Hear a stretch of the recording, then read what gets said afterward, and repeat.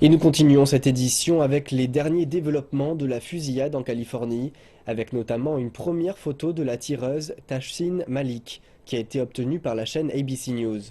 Selon l'enquête du FBI, le massacre est en réalité un acte terroriste. Pour le moment, le couple de meurtriers semble n'être lié à aucune cellule terroriste. L'attaque brutale et mortelle à San Bernardino, en Californie, ressemble à une affaire de terrorisme. Il s'agit à présent d'une enquête fédérale sur le terrorisme par le FBI. L'enquête indique une radicalisation des tueurs et une potentielle source d'inspiration des organisations étrangères de terrorisme.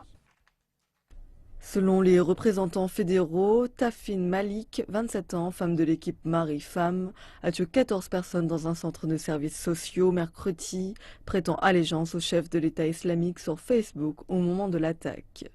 En ce moment précis, les représentants pensent que Malik et son mari Sayed Farouk ne font pas partie d'une cellule terroriste.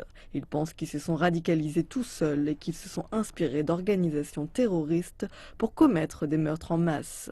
On a retrouvé des téléphones cassés dans la maison du couple à Redlands, ainsi que des armes, des munitions, des bombes et des outils pour fabriquer des bombes.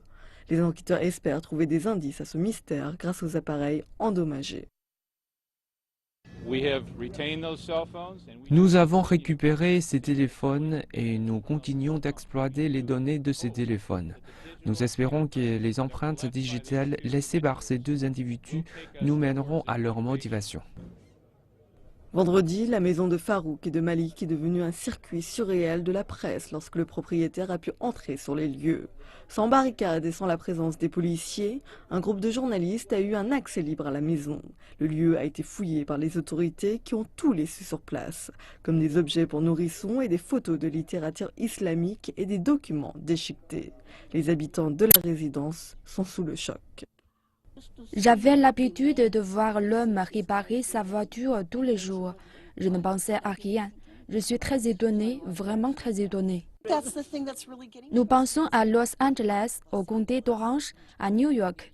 Mais ici, nous sommes dans notre petite charmante ville universitaire.